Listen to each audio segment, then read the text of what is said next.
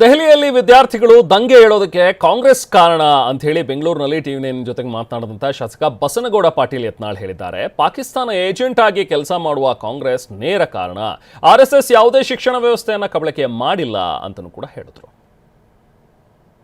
ಮಲ್ಲಿಕಾರ್ಜುನ ಖರ್ಗೆ ಅವರಿಗೆ ಮತ್ತು ಪ್ರಿಯಾಂಕಾ ಖರ್ಗೆ ಅವರಿಗೆ ಆರ್ಎಸ್ಎಸ್ ಬಿಟ್ಟರೆ ಉದ್ಯೋಗ ಇಲ್ಲ. ಅವರಿಗೆ ಅವರು ದೇಶದಲ್ಲಿ ದಂಗೆ ಎಬ್ಬಿಸಬೇಕು. ಈ ಒಂದು ಒಳ್ಳೆಯ ಕೇಂದ್ರ ಸರ್ಕಾರ ಏನು ಮೋದಿಯವರು ಭ್ರಷ್ಟಾಚಾರ ರಹಿತ ಸರ್ಕಾರ ಕೊಟ್ಟಿದ್ದಾರೆ, ಗುಡ್ಬೇಲ್ ಮಾಡಬೇಕು ಅನ್ನೋಂಥ ಒಂದು ದೊಡ್ಡ ಸಂಚು ಈ ದೇಶದಲ್ಲಿ ಪಾಕಿಸ್ತಾನದ ಒಂದು ಬೆಂಬಲವಿರುವಂತಹ ಕಾಕ್ರೋಚ್ ಜನತಾ ಪಾರ್ಟಿಯ ಮೂಲಕ ನಮ್ಮ ದೇಶದಲ್ಲಿ ಅರಾಜಕತೆಯನ್ನು ನಿರ್ಮಾಣ ಮಾಡಬೇಕು. ಕಾಂಗ್ರೆಸ್ಸಿಗೆ ಏನಾಗಿಬಿಟ್ಟಿದೆ, 15 ವರ್ಷ ಆಯಿತು ಅಧಿಕಾರದಿಂದ ವಂಚಿತ ಆಗಿದೆ.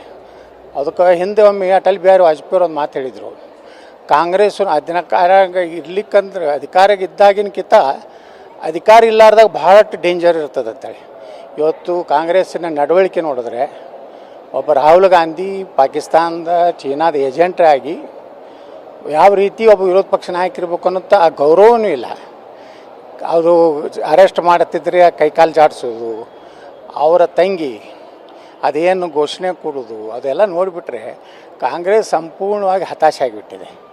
ಇದರಿಂದ ದೇಶದಲ್ಲಿ ಅರಾಜಕತೆ ಸಲುವಾಗಿ ಈ ಎಲ್ಲ ದೇಶದ್ರೋಹಿ ಮುಸ್ಲಿಂ ಪರ ಇರುವಂಥ ಪಕ್ಷಗಳು ಈ ಒಂದು ದಂಗೆ ಎಬ್ಬಿಸುವಂಥ ಒಂದು ಹೋರಾಟ ಮಾಡ್ತಾಯಿದೆ. ಅದರಲ್ಲಿ ಯಾರೂ ಯುವಕರಿಲ್ಲ. ನಿಜವಾದಂಥ ಹುಡುಗರು ಮೆರಿಟ್ ಇರೋರು, ನಿಜವಾಗಿ ಅದು ನೀಟ್ನಲ್ಲಿ ಬರೆದಂಥವ್ರು ಯಾರೂ ಇಲ್ಲ ಅದರೊಳಗೆ.